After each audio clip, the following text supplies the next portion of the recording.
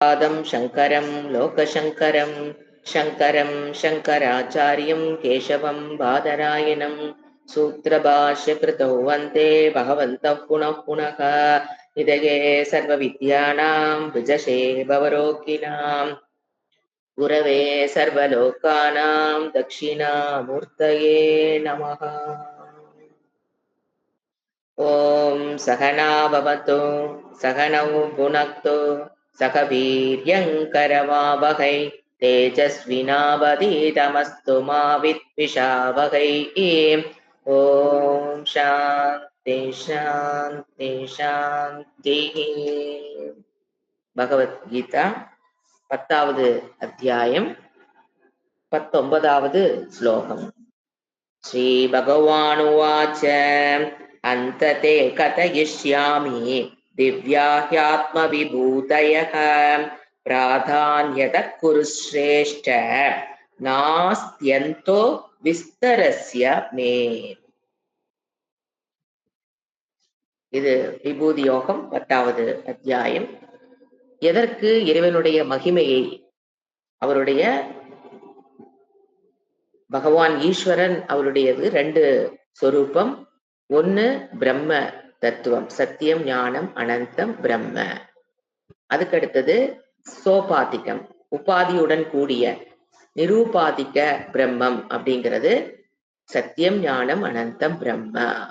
அது நிரூபாதிக்க பிரம்ம சொரூபம். அதில் மகிமை என்பதெல்லாம் கிடையாது. சோபாதிகம் வித்து உபாதியுடன் கூடிய பிரம்ம தத்துவம், அவர்தான் ஈஸ்வரகா. அந்த ஈஸ்வரனுக்குள்ள 2 தத்துவம் உள்ளது. அதில் அந்த சோபாதிக்க, அதுதான் அதனோட மகிமை தான் உலகம். இப்போ இந்த இடத்துல அந்த மகிமையை பற்றி அவர் மட்டும்தான் கூற முடியும். நமக்கு தெரியும், விபூதி யோகத்துல சில கருத்துக்களை நம்ம அடிக்கடி ஞாபகப்படுத்திக்கணும். இறைவனுடைய விபூதியை கூறுகிறார் என்றால் அவர் பெருமை மார்த்தட்டிட்டு சொல்றதுக்காக அவர் கூறவில்லை. ஏன்னா தன்னை பத்தி பெருமை, ஏன்னா மக்கள் நம்மளை பத்தி நாமளே பேசிட்டு அதுக்கு பேர் என்ன, இவளுக்கு ஓவரா தற்பெருமை, தன்னை பத்தியே பேசிட்டு இருக்கிறா அப்படின்றுவோம். அப்ப இறைவனே அந்த இருக்கிற புத்தி இருக்கிறவங்களுக்கு இறைவன் எப்படித்தான் தோணும்? இறைவனுக்கு எதுக்கு சும்மாதான் இருக்கிறேன், இந்த என்னோட விபூதி அது விபூதி அதுன்னு சும்மா எது சொல்லிட்டே இருக்கிறாரு, அவரும் தற்பெருமை பேசிக்கிறாருன்னா அப்படி அதற்காக அவர் கூறவில்லைன்னு முதல்ல தெரியும். 2வது, we are in need of that மகிமா, நமக்காகத்தான் அவரு விபூதியை கூறுகிறாருன்னு முதல்ல தெரியணும். ஏன்னா நம்மளால என்ன பண்ண முடியல, ஈஷாவாசி மிதகும் சர்வம்னு நோட்ல இருக்குது, காதுல கேட்டது மண்டையில் இருக்குது, ஆனா உணர்வுக்கு அது எட்டுல. எனக்கு எப்படித்தான் தெரியுது, மாமியார் மாமியா தான் தெரியுறாங்க, அம்மா அம்மாவா தான் தெரியுறாங்க, புக்கா தான் தெரியுது, அப்பா தான் தெரியுறாங்க. எனக்கு அந்த ஐக்கியத்தை என்னால ஈஷாவாசி இருப்பதனைத்து ஈஸ்வரனாக என்னால எத்தனைதான் படிச்சாலும் கேட்க முடியாது. 10வது அத்தியாயத்தில் கொடுக்குறாரு. வாங்க உபதேசம் எப்ப பண்ணாரு? 2வது அத்தியாயத்துல. இப்பதான் விபூதி யோகம் வருது. அப்ப என்னால அது முடியல. உணர்வு பூர்வமாக ஈஷாவாசியம் இதகும் சர்வங்கிறது என்னால உணர்வுக்கு கொண்டு வர முடியல. எனக்கு பிடித்தவங்களை பார்க்கும் போது கூட கொண்டு வந்துடலாம், ஆனா எனக்கு பிடிக்காம நமக்கு நம்பிக்கை துரோகம் செஞ்சவங்களை, நம்மளை வச்சு செஞ்சவங்க என்னால ஈஸ்வரனாக பார்க்க முடியலைங்கிற கஷ்டம் எல்லா வேதாந்திக் ஸ்டூடெண்ட்டுக்கு உண்டுன்னு தெரிஞ்சதுனாலதான் விபூதி யோகம்ங்கிறது we are in need of, students are in need of தெரியுமே தவிர பகவான் தற்பெருமை பேசுவதற்காக கூறவில்லை, நமக்காகத்தான் இறைவன் கூறுகிறாருங்கிறது தெரிஞ்சுக்கணும். எப்ப விபூதி யோகத்துல எந்த ஸ்லோகம் எடுத்தால் இந்த பேஸ் அஸ்திவாரத்துல இன்னும் அந்த ஸ்லோகத்தை படிக்க தெரியும். அடுத்தது, அவரை தவிர வேற யாருனாலையும் கூற முடியாதுன்னு தெரிஞ்சுக்கணும். எப்பேற்பட்ட மகானாக இருந்தாலும் அம்மா அப்பா கல்யாணத்தை நான் இப்படி பார்த்தேன் அப்படி பார்த்தேன்னு சொல்ல முடியுமா? எங்க அப்பா இப்படி கொந்திருந்தாரு, எங்க அம்மா இப்படி கொந்திருந்தாரு எந்த பையனா சொல்ல முடியுமா? ஏன்? அவனுடைய காரணம் அவங்க 2 பேரும்.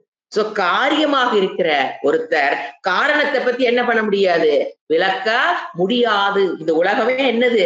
காரியம். சோ அவரை தவிர வேற யாரும் அவருடைய விபூதியை மகிமையை எப்படி வேணா போட்டுக்கலாம், அவருடைய பெருமையை கூற முடியாது என்பதால் தான் இறைவன் என்ன ஒரு அத்தியாயத்தை கொடுத்திருக்காரு. 7ல சொன்னாரு விபூதிய, 9ல சொன்னாரு. அதோட 10ஆதா? ஏன் திருப்பி 10 ஒரு அத்தியாயமே? ஏன்னா 7வது அத்தியாயத்திலயும் விபூதி வருது, 9லயும் வரும். இப்ப 10லயும் சேர்ந்து கொடுக்கிறாரே அப்படின்னா ஈஷாவாஸ்யம் இதகும் சர்வம்ங்கிறது உணர்வு பூர்வமாக ஏற்றுக்கொள்வது என்பது எளிதல்ல.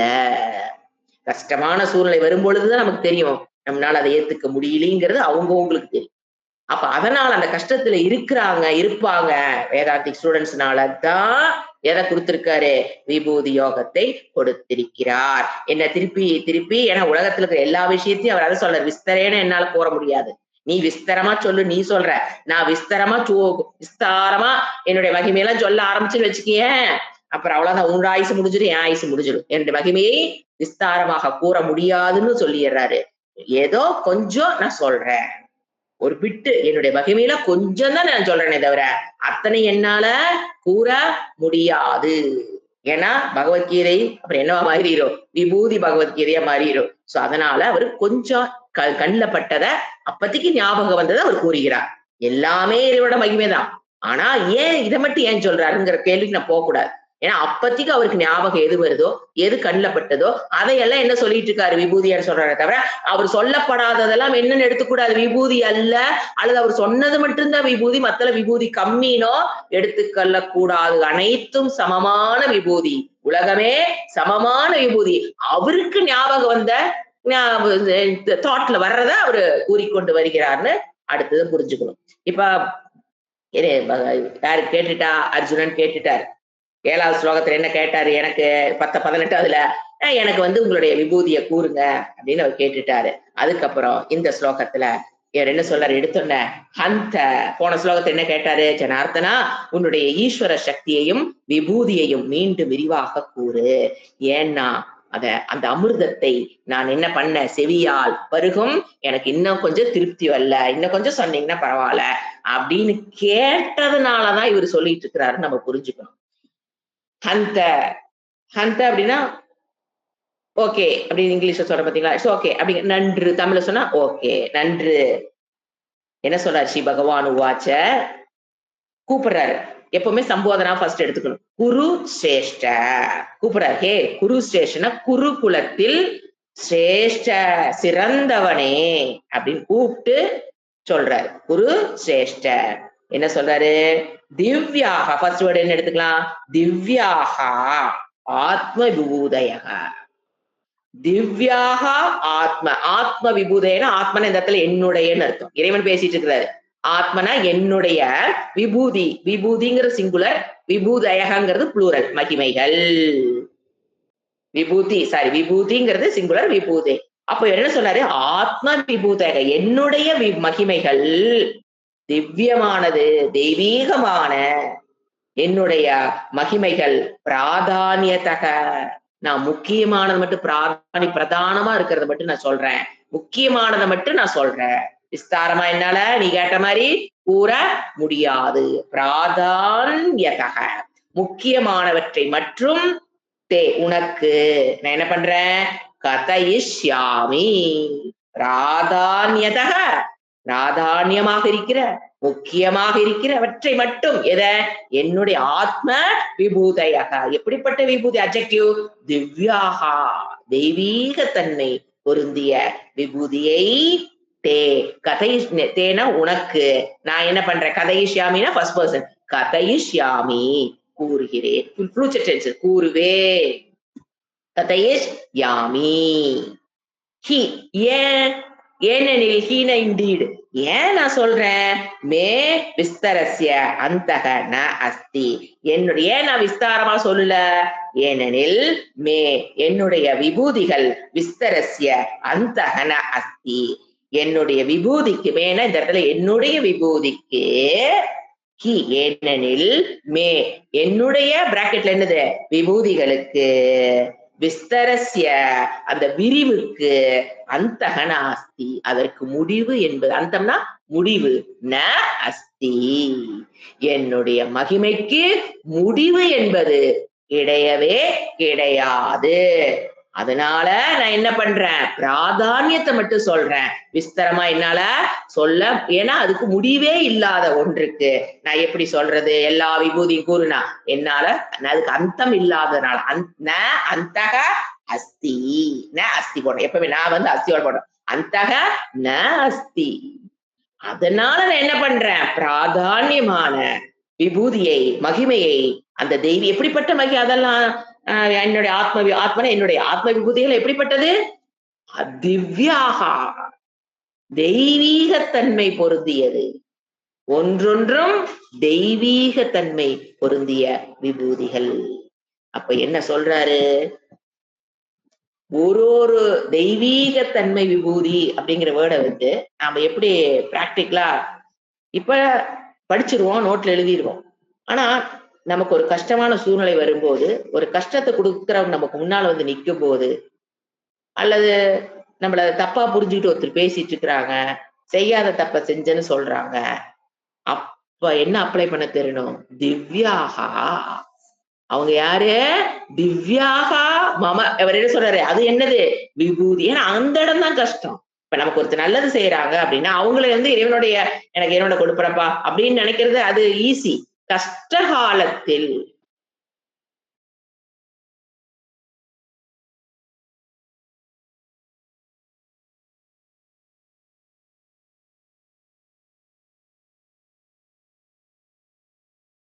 தெய்வீகமான அந்த ஒரு வேர்டு போட்டீங்கன்னா யார் வேணாலும் நம்மளுக்கு மறுமறியே வராது. தெய்வீகமான விபூதிகள். சாதாரணம் இல்ல அப்படிங்கிறார். அடுத்தது அகமாத்மா குடாகேஷ. இப்ப எப்படி கூப்பிடுறாரு? குடாகேஷ. முதல்ல என்ன கூப்பிட்டாரு? குரு சிரேஷ்ட. இப்ப குடாகேஷ. அகமாத்மா குடாகே சர்வபூதாஷ யஸ்திதக அகமாதிஷ்ச மத்யஞ்ச பூதானான்மந்த ஏவச்ச. குடாகேஷ. எப்பொழுதுமே ஒரு குரல் குரல் ஒரு ஸ்லோகம் படிக்கிறோம் அப்படின்னா அதுல சம்போதன பிரதம வருதுன்னா ஃபர்ஸ்ட் எடுத்து போட்டுக்கோ. கூப்பிடுறாரு அப்படின்னா அதை ஃபர்ஸ்ட் எடுத்து போட்டுக்கணும். குடா ஏன்னா கூப்பிட்டுட்டு தான் அந்த ஸ்லோகத்தை சொல்லுவார். அது ஒரு நாம்ஸ். அப்ப குடாகேஷ, தூக்கத்தை வென்றவன் யாரு? அர்ஜுனன். ஏங்க அவன் நல்லா தூங்கிட்டு தானே இருந்தான், தூக்கத்தை வென்றவனாடு தெரியலையே. எனக்கு லக்ஷ்மணன் சொன்னா கூட நமக்கு தெரியும். ஏன்னா அவன் தூக்கமே இல்லாம இருந்து தன்னுடைய அண்ணனையும் அண்ணியும் பாதுகாக்கறதுக்காக தூக்கத்தை தியாகம் பண்ணிட்டாரு அவரு. அதுக்கு உண்டான இப்போ இதுல வந்துங்க இதெல்லாம் வந்து மித்துங்கிற மாதிரி ஏன் ஜனங்க புரிஞ்சுக்கிறாங்க? அதெல்லாம் வந்து சும்மா மித்து. அதெல்லாம் தூங்காம எப்படி இருக்க முடியும்? அப்படிங்கிறது நம்மளுடைய கலாச்சாரத்துல வாழ்றவங்களே கூறுவதுதான் ரொம்ப முட்டாள்தனம். எப்படி அவங்க தூக்கத்தை வெல்றாங்கன்னு அதுக்கு அது எப்படிங்கிற கேள்விக்கு போறதில்ல. தம் மூளைக்கு எட்டலின்னு அப்படி எல்லாம் முடியாது. அது எப்படி நாங்க ஒரு ஒரு தவத்தினுடைய அவாந்தர பலனாக கிடைக்கக்கூடியது. தூக்கத்தை வெல்லுதல்ங்கிறது it is possible by meditation. தூங்காமே ஒருத்தனால இருக்க முடியும்னா அந்த மெடிடேஷன் பண்ணுனா தூங்காம ஏன் அவங்களுக்கு தூங்கக்கூடிய சக்தி உடம்புக்கு வாங்கி பிரபஞ்சத்திலிருந்து அந்த சக்தி அதை எடுத்துக்கணும்னு மன சொல்லுவாங்க. ஆனா இஸ் இட் பாசிபிள்னா எஸ் இட் இஸ் பாசிபிள். தூங்காமே ஒருத்தனால வாழ முடியும்னா அது மாதிரி பல ரிஷிகள் பல பேர் இந்த பாரத பூமியில் வாழ்ந்திருக்கிறார்கள். இதெல்லாம் மித்து கிடையாது, கற்பனை கிடையாது. முதல்ல அதை தெரிஞ்சுக்கணும். குடாகேஷன் கேட்டோன்ன இதெல்லாம் நடக்கிற கதையா. ஆனா இந்த இடத்துல குடாகேஷன் அர்ஜுனன் தூங்கிட்டு தானே இருந்தான். அவன் எங்க தூங்காம இருந்தான்னா தூக்கம் என்பது தமோ குணத்தை குறிக்கிறார். இவன் என்ன சொல்றாரு? அழுங்காம தமோ குணத்தை வென்றவனேன்னு அர்த்தம். இந்த இடத்துல மீனிங் சங்கராச்சாரிய அழகா கொடுப்பார். தூங்காம எங்க இருந்தான் அர்ஜுனன்? தூங்கிட்டு தானே இருந்தான். அப்புறம் எதுக்கு சும்மா ஐஸ் வைக்கிறக்காக இப்படி எல்லாம் கூப்பிட்டுக்குவாங்களா ஒருத்தருக்கு ஒருத்தர்? ஒரு சொல்லுக்கும் இறைவனோட சொல்லுக்கு என்ன இருக்காங்க? அர்த்தம் இருக்கு. சும்மா ஒருத்தனை புகழ்வதற்காக ஐஸ் வைக்கிறக்காக கூப்பிடுவது அல்ல. தமோ குணத்தை வென்றவனே. ஏன் முதல்ல என்ன சொல்லிட்டாரு? சத்துவ குணோபவ அர்ஜுனன் சொல்லிட்டாரு. சோ அவன் உண்மையிலேயே அவன் குவாலிஃபைடு பர்சன். தபோ குணத்தை வென்றதுனால சத்தோ குணத்துல அர்ஜுனன் இருந்ததுனாலதான் கிருஷ்ணர் உபதேசமே செஞ்சாரு. இதெல்லாம் லாஜிக்கா நாம புரிஞ்சுக்கணும். குவாலிஃபைடு இல்லாத ஸ்டூடெண்ட்ஸுக்கு குரு சொல்லி தர மாட்டாருன்னு படிக்கிறோம். அப்ப அர்ஜுனனுக்கு கிருஷ்ணர் அது நேரடியா வந்து சொல்லி கொடுக்குறாருன்னு பாக்குறோம். அப்ப அவன் குவாலிஃபைடு ஸ்டூடெண்டா இருந்தா தானே சொல்லி கொடுத்திருப்பாரு. குவாலிஃபிகேஷன். அப்ப ஏங்க அவன் போர்ல வந்து அழுதான்? அவனுடைய சம்சார துக்கம் இருந்தது. அதுக்காக தான் டீச்சிங் போகுது. ஆனா வெதர் ஹி இஸ் குவாலிஃபைட் ஆர்னா 200% அர்ஜுன் என்னவா இருந்திருக்கணும்? குவாலிஃபைட் ஸ்டூடெண்டா இருந்தா தான் கிருஷ்ணர் உபதேசம் செய்திருப்பா. சத்துவ குணத்துல இருந்தாலும் கேட்காத வரைக்கும் என்ன பண்ணல அவரு? சொல்லி கொடுக்கலையே. ஒன்னா விளையாண்டாங்க, ஒன்னா சாப்பிட்டாங்க, ஒன்னா எத்தனையோ உறவுகள், எத்தனையோ ஃபங்க்ஷன்ஸ் ஒன்னா இருந்திருப்பாங்க. 2 பேரும் வெரி க்ளோஸ் ரிலேஷன்ஸ். எப்பவுமே சொல்லலையே. சத்துவ குணத்துல இருந்தாலும் தானா இந்த உபதேசம் கிடைக்குமானா கிடைக்காது. அதுக்கு அர்ஜுனன் தான் உதாரணம். எங்க பேட்டில் ஃபீல்டு வந்து நின்னுகிட்டு என்ன பண்ணிட்டான், கேள்வியை கேட்டுட்டான். அப்ப பாருங்க கிருஷ்ணர் இவ்வளவு நாள் எங்கோட இருந்தீல, அப்பெல்லாம் கேட்டுக்கலாம்ல. இப்ப வந்து அம்புடுன்னு சொன்னா நீ வந்து எனக்கு தாத்தாவை கண்டா பயமா இருக்குது, அப்ப அப்படி செத்து போயிருவாங்கன்னு இப்ப சொல்றியே, ஏதாவது கேட்டாருன்னு கேக்குறீங்க, ஏதாவது திட்டுனாருன்னு கேட்கறீங்க. சிரிச்சாரு. பிரகசன் பிரகசன் அந்த வேர்டு அழகா போடுவாரு வியாசர். அப்படியே புன்னுருவல் பூத்தாராம். ஏன் அந்த புன்முறுவல் அவர் பேசல கேட்டோன்ன டென்ஷன்லாம் ஆகல அவரு. நம்மளா இருந்தா என்ன கத்திருப்போம். ஏன்டா இத்தனை பிளான் பண்ணி வந்து நின்னுட்டு அவங்க சங்கு ஊதுனதுக்கு அப்புறம் நாம் திருப்பி சங்கு ஊத விடாம இப்ப நீ பண்ணிட்டு இருக்கிறியாடா நான் என்ன வாங்கியிருப்போம். வாங்கல அவரு. உட்கார்ந்து நின்னு சொல்லி கொடுத்தார். அதுதான் குருவோட தேவை. ஏதாவது எப்படிப்பட்ட நிலையில் அதாவது கேட்டுட்டா போதும் சொல்லி கொடுத்துருவாங்க. அதுதான் குருனுடைய சுபாவமே. கேட்கலையேங்கிற ஆதங்கத்துல இப்ப நீங்க சைக்காலஜி கிருஷ்ண யோசனை பண்ணி பாருங்க. இவருக்கு எல்லாம் தெரியும். ஆனா அவரு அர்ஜுனோட ரொம்ப க்ளோஸ் ஃப்ரெண்டு. 2 பேரும் பயங்கர ஃப்ரெண்டு. ஆனா அவர் மனசுக்குள்ள நான் அடிக்கடி யோசனை பண்றது.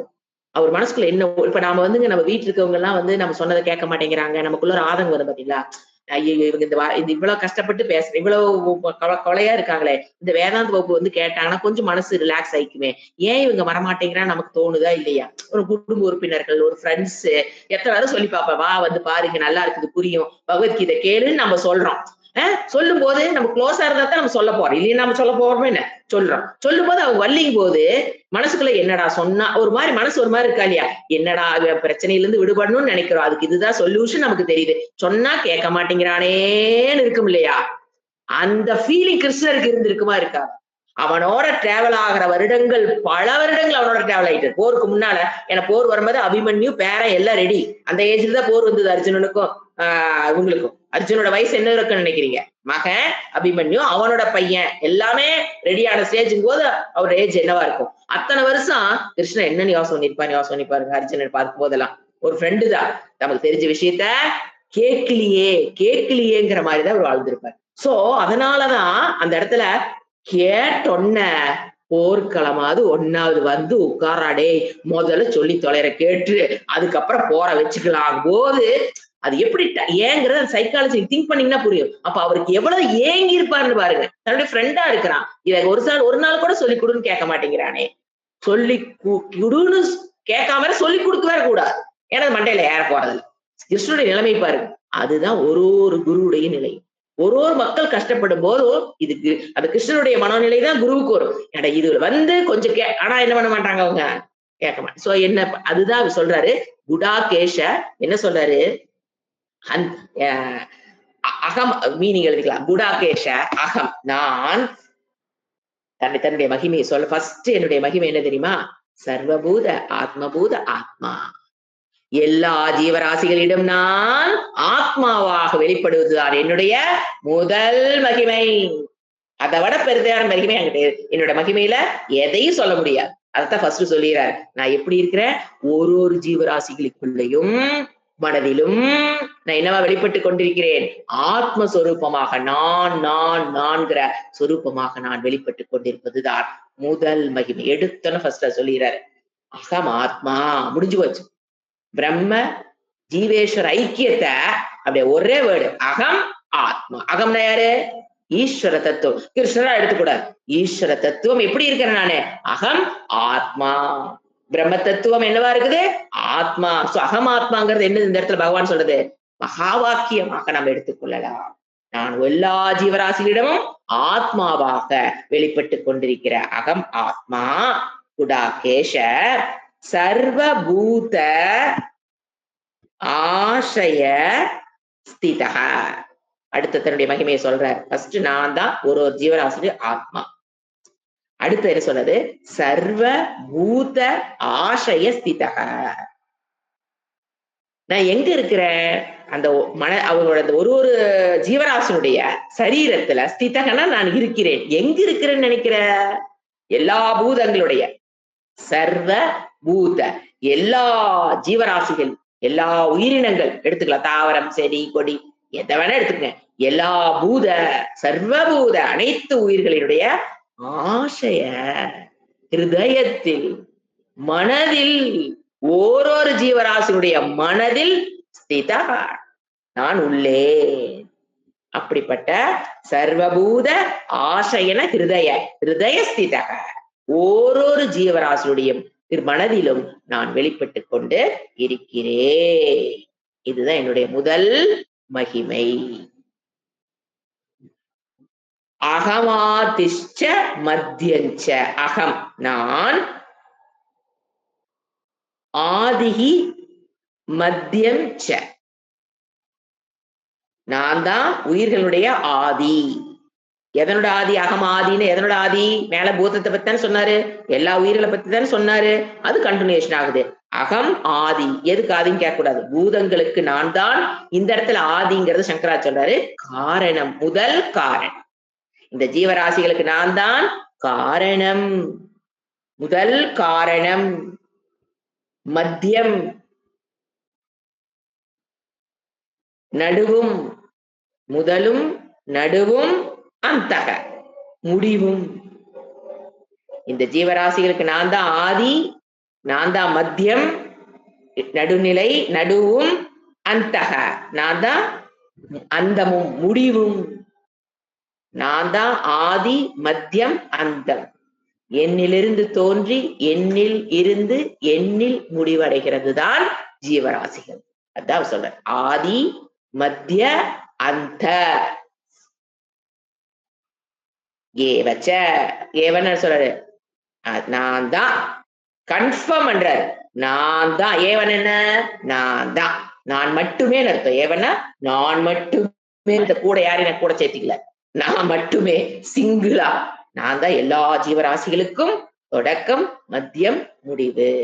என்னில் தோன்றி என்னில் இருந்து என்னில் லயமடைகிறது. இது என்னது? என்னுடைய மகிமை. என்ன சொன்னாரு? ஓரொரு சர்வபூத சர்வபூத ஆசய ஸ்திதக, அகம் ஆத்மா, ஆத்மாவாக எல்லா ஜீவராசியுடைய மனதிலும் நான் வெளிப்பட்டுக் கொண்டிருக்கிறேன்.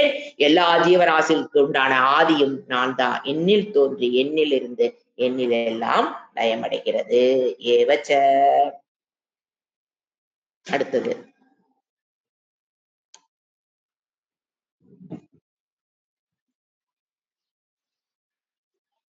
அகம் ஆத்மா.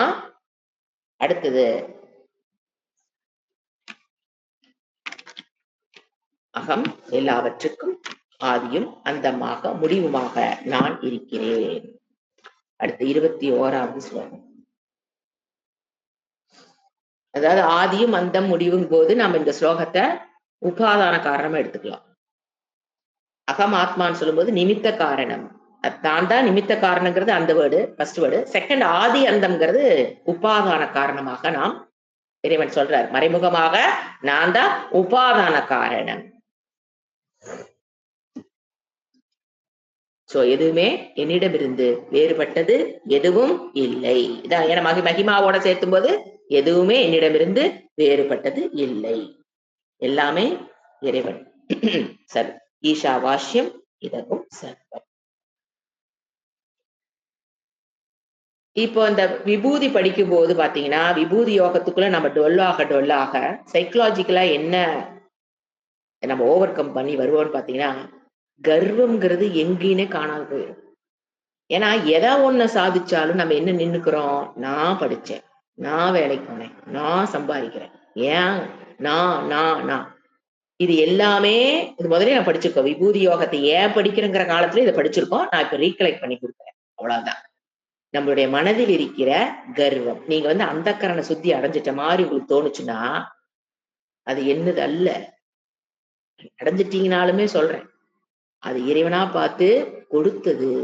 It's given to me. அவரு நினைச்சா மட்டும்தான் எனக்கு அந்த கரண சுத்தி கொடுக்க முடியும். என்னால் நானே போராடி ஒரு ஒரு பிட்ட கூட கிள்ள முடியாது. இந்த உலகம் கிள்ளி போடுறதுங்கிறாங்க பாத்தீங்களா, ஒரு சின்ன பிட்ட கூட நம்மளால கிள்ளி எறிய முடியாது. இது ஆழமாக மனதில் பதியும் போது என்ன ஆகாது? கர்வம். அதே மாதிரி நம்மளை விட ஒருத்தர் மேலா இருக்கான், நம்ம எல்லாத்துக்கும் கொஞ்சம் ஏதாவது விஷயத்துல மேல வந்தா என்ன வருது?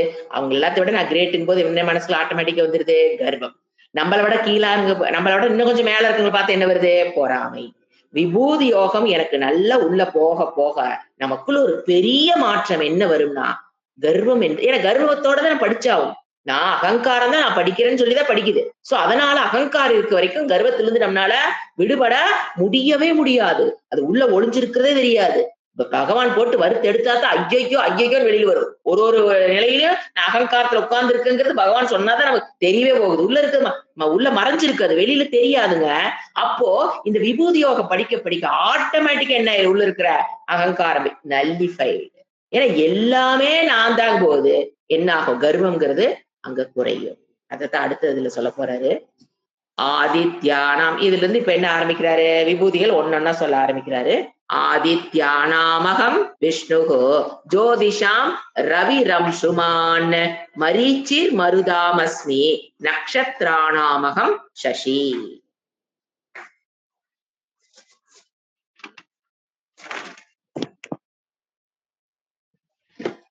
ஆதித்யானாம்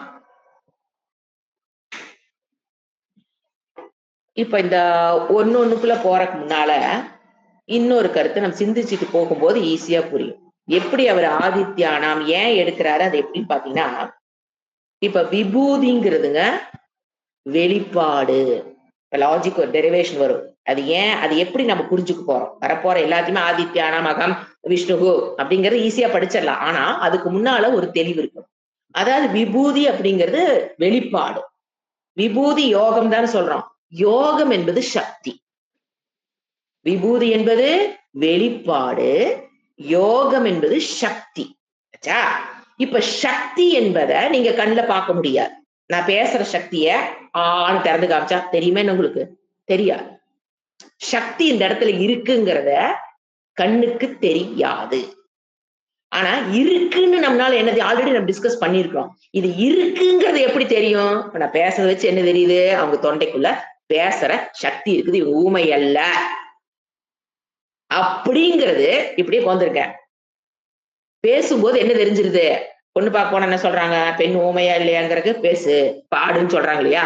அப்ப அந்த சக்தி உள்ள இருக்கா அப்படிங்கிறது எப்ப வெளிப்பாடு. சோ விபூதிங்கிறது எப்பவுமே என்னது? வெளிப்பாடா பார்க்கணும். யோகம்ங்கிறது சக்தியா பார்க்கணும். சோ சக்தி என்பது என்ன தெரியாது? கண்ணுக்கு தெரியாது. அந்த மாதிரி ஈஸ்வரனுடைய சக்தி என்னது? யோகம். இப்ப என்னுடைய சக்தி சொன்னேன், அதோட வெளிப்பாடு சொன்னேன். எலக்ட்ரிசிட்டிங்கிறது ஒரு சக்தி. டியூப்லைட் போட்டா சக்தி வெளிப்பாடு, ஃபேனை போட்டா சக்தியோட வெளிப்பாடு, ஹீட்டர் போட்டீங்கன்னா சக்தியோட வெளிப்பாடு. அப்படித்தானே? கெய்சர் இண்டக்ஷன் ஸ்டவ் வச்சீங்கன்னா சக்தியோட வெளிப்பாடு. ஆனா அந்த எலக்ட்ரிசிட்டிங்கிறது எப்படி கண்ணுக்கு தெரியாது? அதே போல என் உடம்புல இருக்கிற சக்தியும் வெளியில எந்த சக்தியுமே கண்ணுக்கு தெரியாது. மாயா என்பது ஒரு சக்தி ரூபம். அதை கண்ணுக்கு தெரியுமான்னு தேடக்கூடாது, முட்டாள்தான். மாயா என்பது ஒரு சக்தி. யாரோட சக்தி? பிரம்மஸ்வரூபத்தினுடைய சக்தி ரூபம். சோ அத நம்ம தேடி கண்டுபிடிக்க முடியவே முடியாது. அதாவது முட்டாள்தனம் எது இல்லைங்கிற நான். எலக்ட்ரிசிட்டி போய் நம்ம பார்க்கணும்னா தொட்டா தெரியும் இருக்குதா இல்லையா. கட் பண்ண ஒயரை தொட்டா தெரியும். லைட்டை போட்டா புரிஞ்சுக்கலாம், கட் பண்ணி விட்டு தொட வேண்டியது அடுத்த வேலை.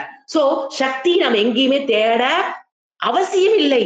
அதனுடைய வெளிப்பாட்டை பார்த்தோன்னே நமக்கு என்ன தெரியும்? இப்ப கரண்ட் இருக்கா இல்லையா, வெளிப்பாடு எப்படி இருக்குதா இல்லையாங்கிறத வெளிப்பாடை வச்சு நம்ம தெரிஞ்சுக்கிறோமா இல்லையா?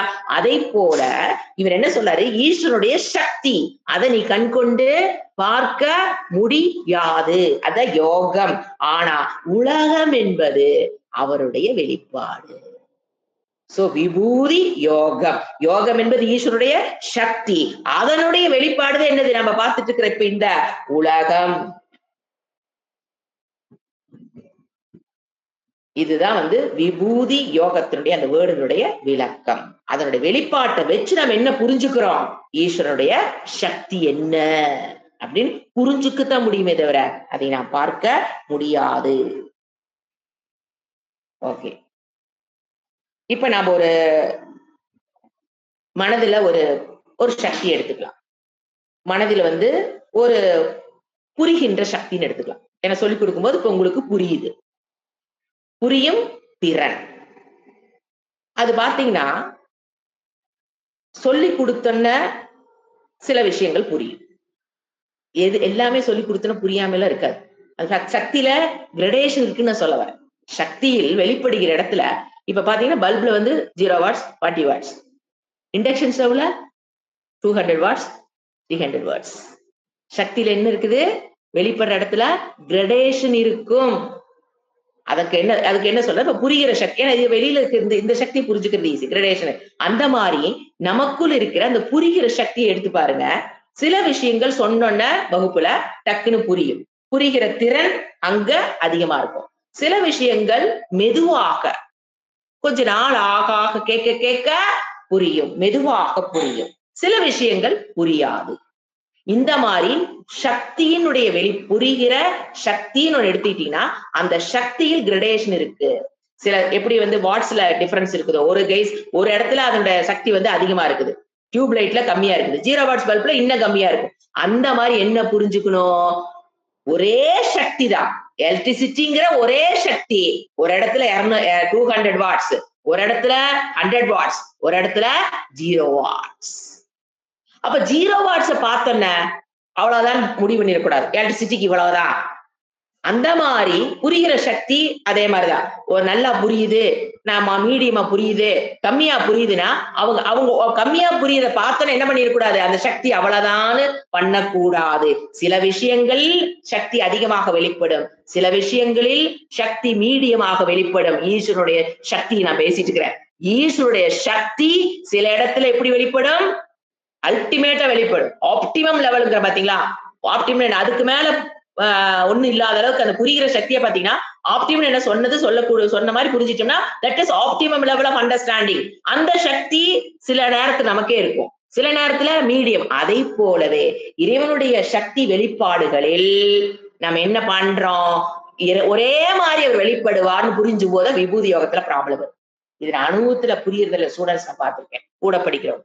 இறைவனோட சக்தியை ஒரே மாதிரி பார்க்க கூடாதுன்னு சொல்றேன். எலக்ட்ரிசிட்டி எப்படி 200 வாட்ஸ், 100 வாட்ஸ், 0 வாட்ஸ். ஆனா அதனோட சக்தி என்னதுதான்? ஒண்ணுதான்.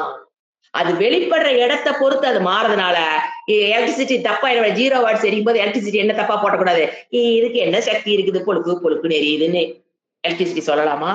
நீ வச்சு பாரு, அந்த கரண்ட்டை கொண்டு கெய்சர்ல விடு, அப்ப தெரியும்.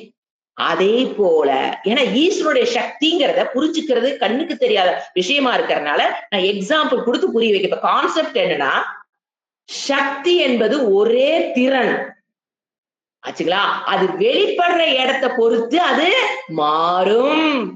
அது எப்படி எலக்ட்ரிசிட்டியோ அதே போல ஈஸ்வருடைய சக்தி என்பது ஒன்று. அது வெளிப்படுற இடம் எப்படி இருக்கும்? மாறுபடும். அதாவது லோவரா வெளிப்படுவார் பாத்தீங்களா ஒரு இடத்துல சக்தி, அவருடைய லோவரான சக்தி 0 வாட்ஸ். அதை வச்சு ஈஸ்வரனுக்கு நாம இதுதான் ஈஸ்வரன் நீங்க ப்ரெடிக்ட் பண்ணவும் முடியாது.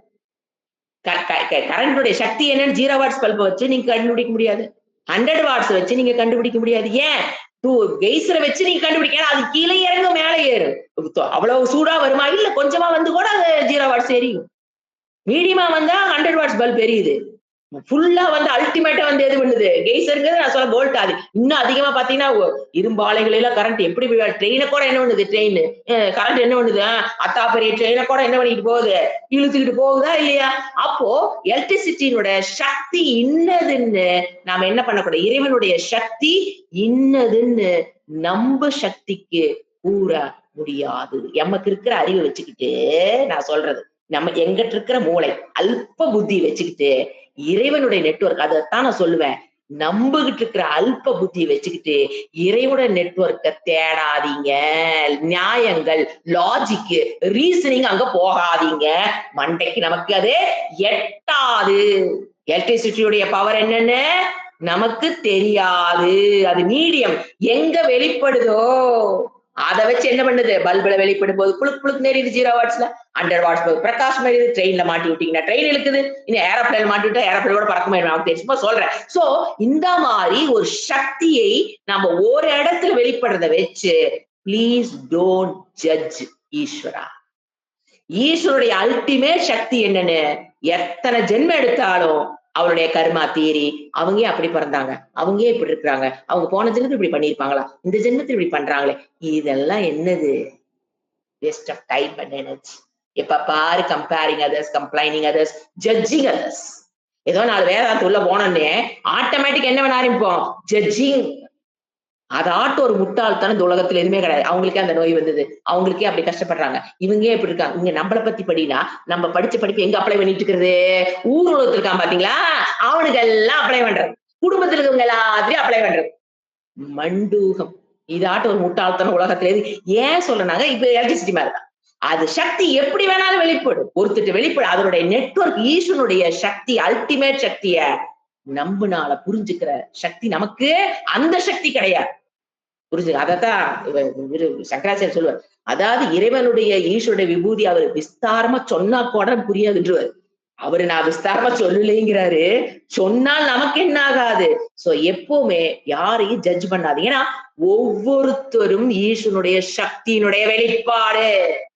ஒவ்வொரு மனிதனும் ஈஸ்வனுடைய சக்தியின் வெளிப்பாடு. அது நமக்கு சில சமயம் தப்பா தோணும். உண்மையில் அது தப்பல்ல. 100 வாட்ஸ் தான் எரியுதுன்னா, இறைவனோட சக்தி அவ்வளவுதானா? சோ இல்ல 100 வாட்ஸ் எரியுதுன்னா அதுதான் சக்தி. இறைவன் எப்படி வேணாலும் வெளிப்படுவார்.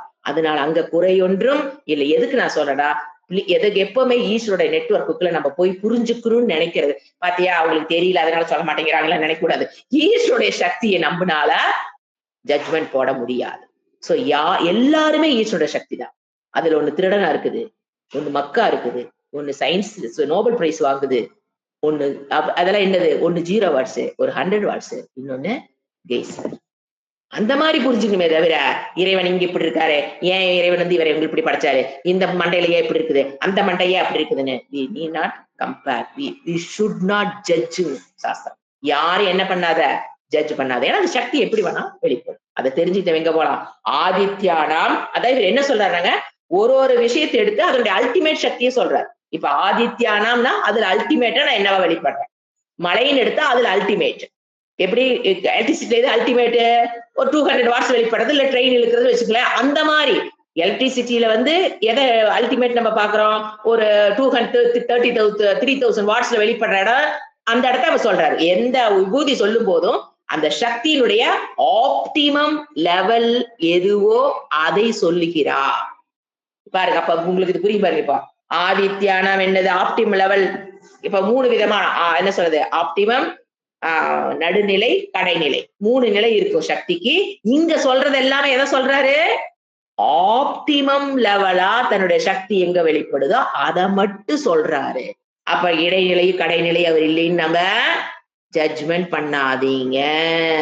அதுக்காகத்தான் இதை நான் சொன்னேன். ஆதித்யானாம் விஷ்ணுகோ. ஆதித்யர்களில் நான் விஷ்ணுவாக இருக்கிறேன். அப்படி எதை இனிமேல் வரும் ஒன்னொன்னுக்குள்ள அதோட அல்டிமேட். ஆதித்யர்களோட அல்டிமேட் யாரு? விஷ்ணு. அப்ப கீழே இருக்கவங்களா இல்லையா? ஏன்னா ஆதித்யர்னா மொத்தம் எத்தனை பேரு? 12 பேர் வருவாங்க. ஆதித்யர்கள் மொத்தம் 12. அப்ப என்ன நம்ம புரிஞ்சுக்கோம்னா, ஆதித்யர்களில் நான் வந்து விஷ்ணுவா இருக்கிறேன் அப்படின்னா, அப்ப மத்தவங்க 11 பேரும் விபூதி இல்லைன்னு நம்ம புரிஞ்சுக்க கூடாதுன்னு நான் சொல்றேன். அத 12 பேரும் இறைவன் தான். அதோட ஆப்டிமமா மேக்சிமம் சக்தி வெளிப்பட்ட இடம் விஷ்ணு கிட்ட. ஏன்னா அவர் தானே காக்குறார். அவர் தானே காக்குறார். அதுக்காக மத்தவங்க எல்லாம் ஈஸ்வரன் இல்லைன்னு நம்ம சொல்றோமா? எலக்ட்ரிசிட்டி 0 வாட்ஸ் எலக்ட்ரிசிட்டி இல்லைன்னு சொல்லுமா? இல்ல 100 வாட்ஸ் எலக்ட்ரிசிட்டி இல்லைன்னு சொல்லுமா? 3000 வாட்ஸ் மட்டும் எலக்ட்ரிசிட்டி சொல்லுமா என்ன? அப்படி விபூதி யோகம் படிக்கும்போது இந்த ஒரு சின்ன ஒரு நுணுக்கத்தோட படிக்கணும். அப்ப 12 ஆதித்யர்களும் நான் தான். அவர்கிட்ட அல்டிமேட் யாரு? விஷ்ணு. அது நான். அப்படிங்கிற மாதிரி புரிஞ்சுக்கணும். இப்ப 12 யார் யாரு?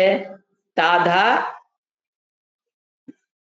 மித்ரஹ, போர்த்து தாத்தா, 12 பேர் சொல்றேன். மித்ரஹா,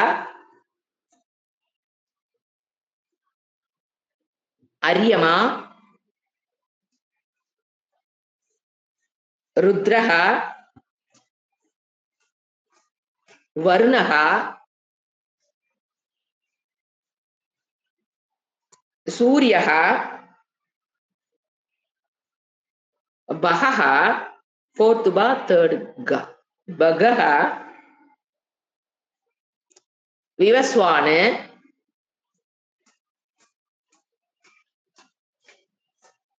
பூஷா, சவிதா, त्वष्टा त्वष्टा त्वष्टा விஷ்ணு, கடைசி விஷ்ணு. இவங்க 2 பேரும் அதித்தியினுடைய புத்திரர்கள், 12 பேர். இவங்களுக்குள்ள யார் அல்டிமேட் வெளிப்படுறது? விஷ்ணுக்கு. அதுவாக நான் இருக்கிறேன்னா 12 ஆதித்யர்ல யாருதான்? விஷ்ணுதான். அதுல top ultimate level, optimum level, என்னுடைய சக்தி ஆப்டிமம் வெளிப்படுறது யாருகிட்ட? விஷ்ணு. அப்படி புரிஞ்சுக்கணும். ஏன்னா ஒரு காத்தல் தொழிலை செய்கிறார். உடனே சூரியன் வந்து கம்மி, விஷ்ணு வந்து பெருசு அப்படிலாம் சொல்றாங்க. 12ம் ஈஸ்வருடைய வெளிப்பாடு. அவர்கள் நான் விஷ்ணுவாக, உலகத்தை தாங்குவோனாக விஷ்ணுவை நான் கூறுகின்றேன். சோ ஒவ்வொரு ஆதித்யனும் தனக்கென்று ஒரு இடத்திலிருந்து அவங்கவுங்க வேலையை பண்ணிட்டு இருக்காங்க. அதுல யாரும் குறைவு எச்சுங்கிறது கிடையாது.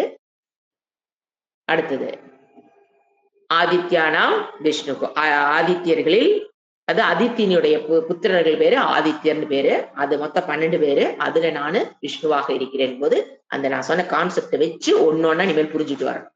அடுத்து என்ன சொல்றாரு? ஜோதிஷாம் ரவிஹி,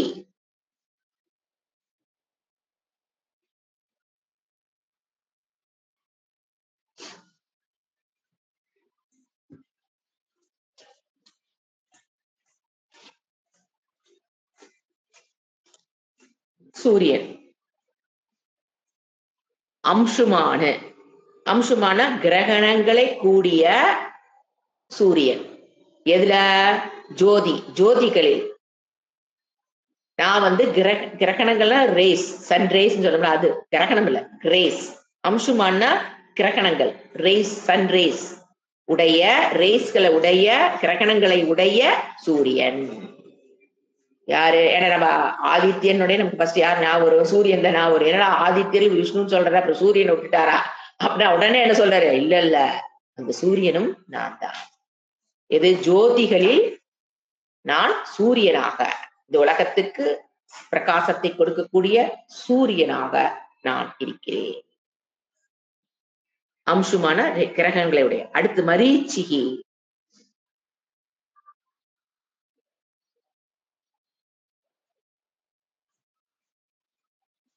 அஸ்மி.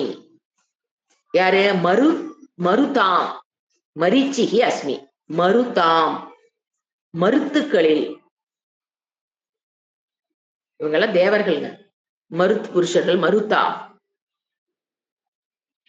மருத்துகளில். இவங்கெல்லாம் வந்து 49 பேருங்க. இவங்கெல்லாம் திதியினுடைய அந்த அம்மாவோட பசங்க 49 பேர். அதித்தியினுடைய பசங்க தான் 12 பேரு. அவங்களுக்கு நாம என்ன சொல்றோம்? ஆதித்யன்னு சொல்லுவோம். இது திதி, அவங்களுடைய பையங்க 49 பேர்னு சொல்லுவாங்க. சில இடத்துல பாத்தீங்கன்னா 77 சொல்றாங்க. அது நமக்கு தெளிவா தெரியல. 77 சில இடத்துல வரும். திதியினுடைய புதல்வர்கள் 77 பேர். அதுல மருத்துக்கள்ல நான் யாரு? மரீச்சி. எல்லாருமே தேவர்கள். இவர்களில் நான் மரீச்சி.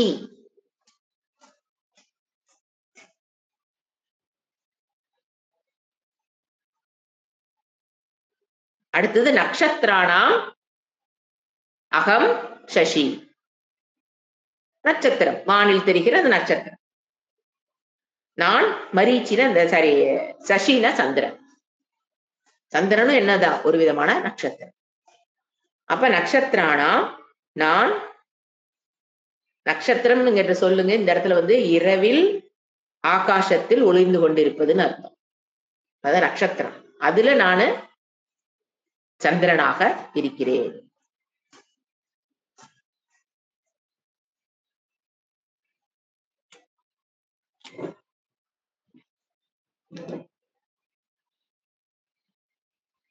வேதானாம் சாமவேதோஸ்மி தேவானாமஸ்மி வாசவஹ இந்திரியானாம் மனச்சாஸ்மி பூதானாமஸ்மி சேத்தனா. இதுல 4. வேதானாம், வேதங்களில். நான் என்ன வேதமா இருக்கேன்? சாமவேதம். அப்ப ரிக்கு யஜூர்ல என்ன? ரிக்கு யஜூரு சாமத்துக்குள்ள வரும். அதனால சாமங்கிறது கான ரூபமாக இருக்கிறதுனால நீங்க ரிக்கல நம்ம நம்ம சாண்டிங் பண்றோம் பாத்தீங்களா, அதெல்லாம் ஈஸி. சாம வேதம் எல்லாம் சாண்டிங் பக்கமே போக முடியாது நம்மளால. பயங்கர அதெல்லாம். அதனால அவர் என்ன சொல்றாரு, அல்டிமேட்டா நான் எங்க வெளிப்படுற சாண்டிங்ல அங்க இருக்கிறதுனால கருத்துக்கள் ரிக்குல என்ன ரிக்கேதான் அங்கேயும் சாமத்துல வந்து கானமா இருக்கும், அவ்வளவுதான். யஜூரும் அங்க கானமா இருக்கும், அவ்வளவுதான். அதேதான் இருக்கும் அங்க. ஆனா அதனுடைய சொல்ற விதம் சாண்டிங் வந்து ரொம்ப கஷ்டம். சாமவேதம் ஓதுறவங்க எல்லாம் பாத்தீங்கன்னா இந்தியாவில பாத்தீங்கன்னாவே விரலுட்டு எண்ணிடலாம், உலகத்திலேயே விரலுட்டு எண்ணிடலாம். அத்தனை பேர் தான் சாமவேத ஓதுறவங்க இன்னைக்கு இருக்காங்க. ஏன்னா அவ்வளவு கஷ்டம். அதனால என்ன சொல்றாரு, வேதானா நாம சாமவேதக அஸ்மி. அடுத்தது தேவானாம் வாசவக, தேவர்கள், தேவலோகத்தில் வாழ்றாங்க பாத்தீங்களா தேவர்கள், அந்த தேவானாம் நான் என்னவா இருக்கேன், வாசவகனா இந்திரன், இந்திரனாக நான் இருக்கிறேன். தேவானாம் ஃபர்ஸ்ட் வேதானாம், அடுத்தது தேவானாம், கன்ஃபியூஸ் ஆகக்கூடாது. வேதானாம் நான் சாமவேதன், சாமவேதமா இருக்கேன். தேவர்களுக்குள் நான் வாசவக இந்திரனாக அஸ்மி இருக்கிறேன்.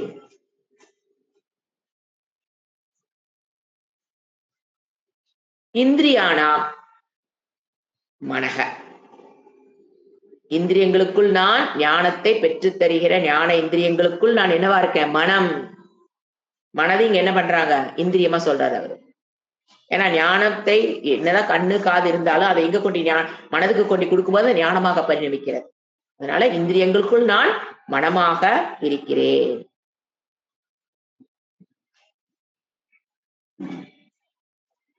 இந்திரியங்கள் அனைத்துமே இறைவன் என்றாலும் நான் மனமாக இருக்கிறேன்னு சொல்றாரு.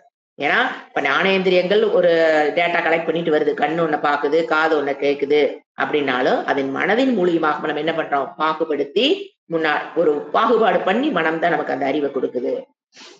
மனம் தான் கர்மேந்திரியங்களும் சரி செயல்படுத்தி கொண்டு வருது. இதை எடு அப்படிங்கிற சொல்றதாரு, ஆர்டர் பண்றதாரு, கர்மேந்திரியங்களும் மனம் தான் கட்டுப்படுத்துது. ஞானேந்திரியங்கள் கொடுக்கிற ஞானத்தையும் அதுதான் பாகுபடுத்தி நமக்கு புரிய வைக்கிறது. அதனால அவரு இந்திரியங்களில் நான் என்ன இருக்க, மனம் ஒரு முக்கியமான கருவி. மனம் இல்லாவிட்டில் வச்சுக்க, இந்திரியங்கள் எதுவும் வேலை செய்யாது. மனமே முக்கியமான கருவி என்பதால் மனதின் பெருமை இங்கு இறைவனை சார்ந்தது. அப்படி புரிச்சுக்கணும். அடுத்தது அஸ்மி. அடுத்து பூதானாம் சேத்தனா அஸ்மி. பூதானாம் உயிருள்ள வஸ்துக்களில், ஜீவராசிகளுக்குள், எல்லா ஜீவராசிகளுக்குள்ளும் நான் என்னவா இருக்கேன், சேத்தனா. சேத்தனா புத்தியாக, அறிவாக, அறியும் திறனாக இருக்கிறேன். சேத்தனா சக்தி அப்படின்னா தட் இஸ் ஈக்குவல் டு அறியும் திறன் எழுதிங்க. ஜீவர்களுக்கு எந்த ஒரு புழுவா இருந்தாலும் ஒரு காக்காயா இருந்தாலும் அதுகளுக்கு என்ன இருக்குது, உள்ள ஒரு அறியும் சக்தியா இருக்குதா, அந்த அறியும் சக்தியாக நான் எல்லா ஜீவராசிகளும் அறியும் என்னது திறன், அப்புறம் இச்சா சக்தியாக, ஞான சக்தியாக, கிரியா சக்தியாக நான் தான் இருக்கிறேன். இதுதான் பிரகிருதியினுடைய வெளிப்பாட்டுல, மாயினுடைய வெளிப்பாட்டுல ஹையஸ்ட் வெளிப்பாடு என்னது, சக்தி, இச்சா கிரியா ஞான சக்தியாக நான் இருக்கிறேன்.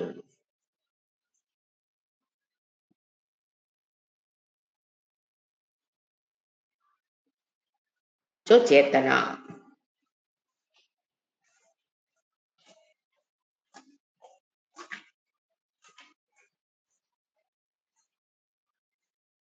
இப்ப இதுல 4 வேதானாம் சாமவேதம், தேவானாம் இந்திரன் வாசவக அஸ்மி, இந்திரியானாம் மனக அஸ்மி, பூதான ஜீவராசிகளுக்கு நான் சேத்தனா புத்தி சக்தியாக, அறிவு என்ன சொல்றது, அறியும் திறனாக நான் இருக்கிறேன்.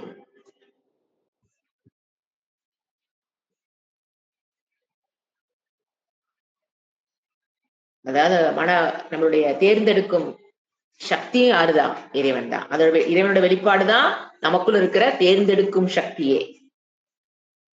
அது அடிக்கடி சொல்றது, தேர்ந்தெடுக்கும் சக்தி உனக்கு கொடுக்கப்பட்டிருக்கு அப்படிங்கும் போது என்ன தெரியணும், இட் இஸ் நாட் மைண்ட், எனக்கு அது கொடுக்கப்பட்டிருக்கு. மற்ற ஜீவராசிகளுக்கு அந்த தேர்ந்தெடுக்கும் ஃப்ரீ வில் சொன்ன பாத்தீங்களா, அதுவாகவும் இறைவன் தான் இருக்கிற தேர்ந்தெடுக்கும் சக்தியாக.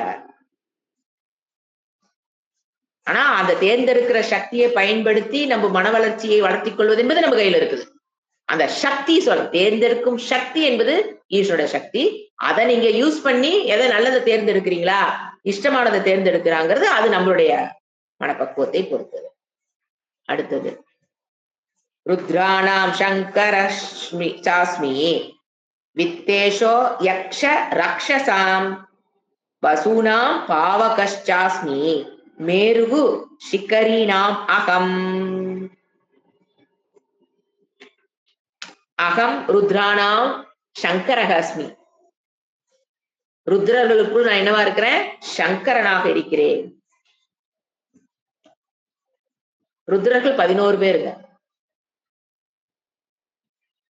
அதுல நான் சங்கராக, சம்பு சங்கரராக இருக்கிறேன் அப்படிங்கிறது சங்கர கரக இது சங்கரக. சங்கரனை விரிச்சு அதனுடைய எட்டமாலஜி என்னன்னு பாத்தீங்கன்னா ஷம் கரக இது சங்கரக. அந்த இம் வந்து இங்க மாறி இருக்குது. ஷம் கரக நமக்கு நன்மையை செய்பவர் சங்கரன் பேர். எப்பவுமே அதன் அர்த்தம்.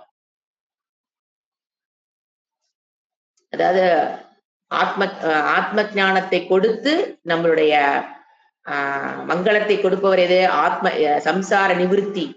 ஆத்ம ஞானத்தை கொடுத்து அஜ்ஞானம் என்கின்ற இருளை விலக்கி ஆத்ம ஞானத்தை கொடுத்து நம்மளை மங்களத்துக்கு மோட்சத்துக்கு அழைத்து செல்பவர் சங்கரக.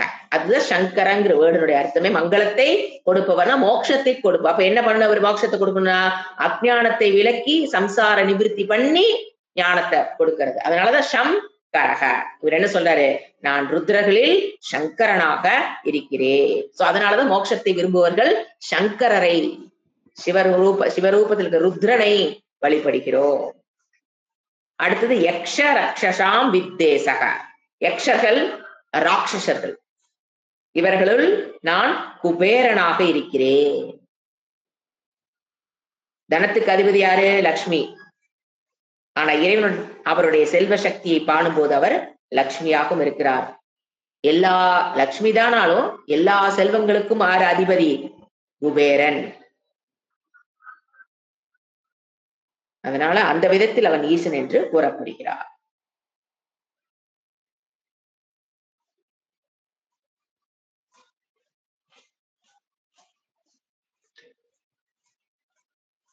வித்தேஷக.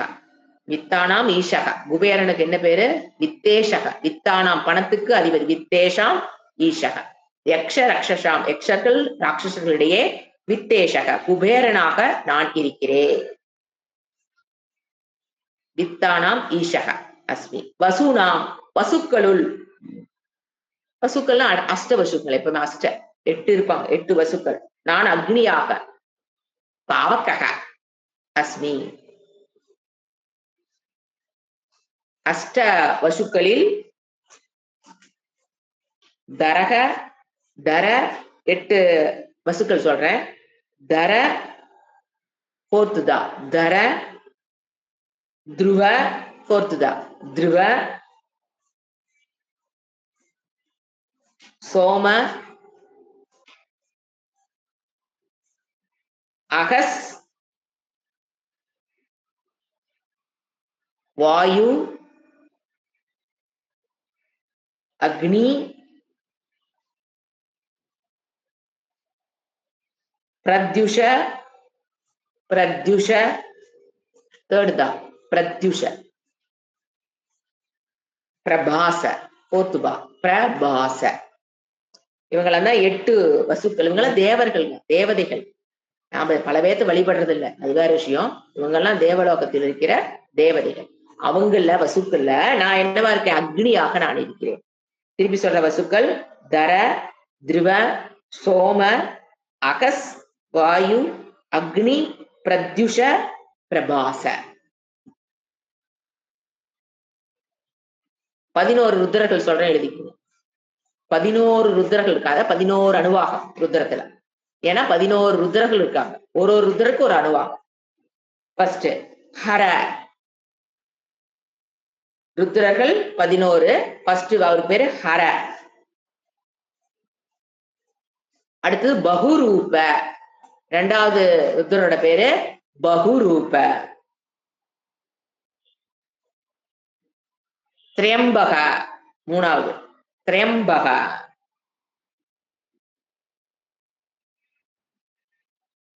அபராஜித அபராஜித. விருஷாகபி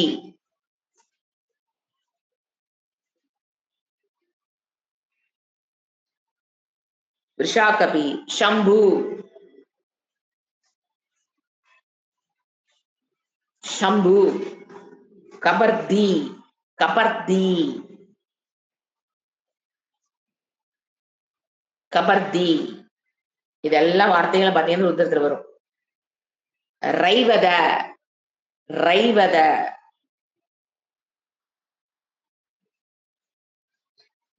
8 வந்து ரைவத. 9 மிருகவ் யாதக. மிருகவ் தேர்ட் கா. மிருகவ் யாதக கா ஃபோர்த் தா. மிருக யாதக. சர்வ 10வது ருத்ரனுக்கு பேரு சர்வ. சர்வ 11வது ருத்ரன் தான் கபாலி.